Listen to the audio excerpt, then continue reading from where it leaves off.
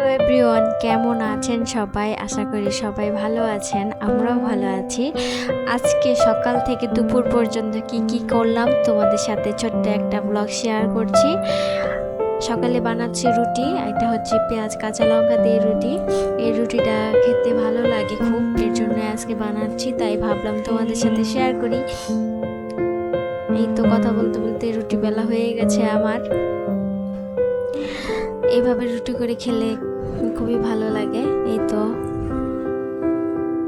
কথা বলতে বলতে আমার আরেকটা রুটি হয়ে গেছে, বেলে নিচ্ছি। একদম শক্ত করে একটা ডো বানিয়ে নিয়েছি।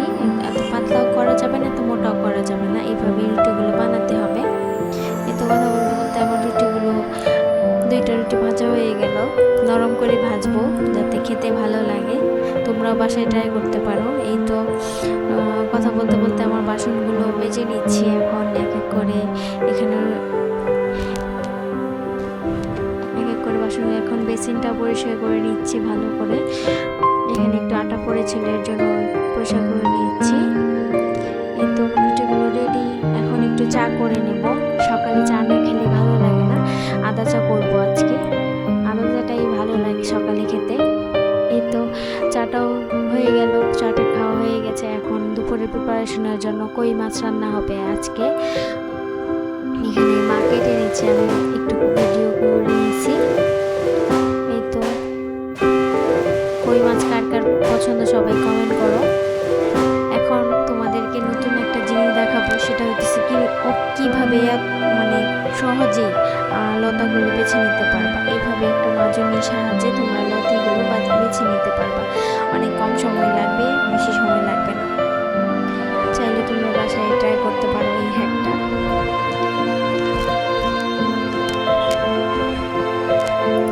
এই তো লতাগুলো বাঁচতে বাঁচতে দেখি মাছের বন্যা বসে গেছে, এই জন্য ভাবলাম তোমাদের সাথে শেয়ার করি। দেখো মাছগুলো লড়তেছে, কত ভালো লাগতেছে। এই তো কথা বলতে বলতে অনেকগুলো আমি লতি বেছে নিয়েছি। তোমরা বাসায় এইভাবে লতাগুলো বাছার চেষ্টা করবে, অনেক সময় বেঁচে যাবে তোমাদের। এই তো লতাগুলো বেছে নিয়েছে, এখন লতা রান্না করা হবে। এতে দেওয়া হয়েছে থেতো করা রসুন, তারপর দিছে চেপা দিয়ে কাঁঠালের বিচি দিয়ে লতা রান্না করা হবে। আমার তো সেই লাগে খেতে। তোমাদের কেমন লাগতেছে, তোমাদের কেমন লাগে সবাই কমেন্ট করবে। এখানে কথা বলতে বলতে সবগুলো মশলা দিয়ে দিচ্ছে। কই মাছগুলো ভাজা হবে, এর জন্য একটু ছোট্ট ক্লিপ নিয়ে নিছি।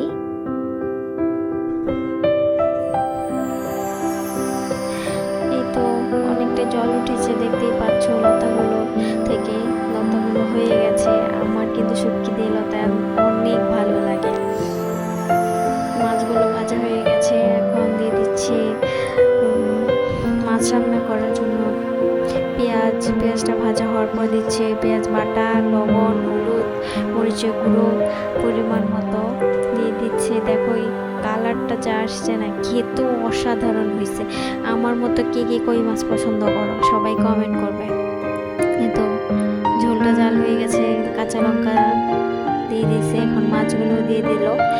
ঝোলটা ভালোভাবে জাল হয়ে গেলে তৈরি হয়ে যাবে মজাদার কই মাছের ঝাল।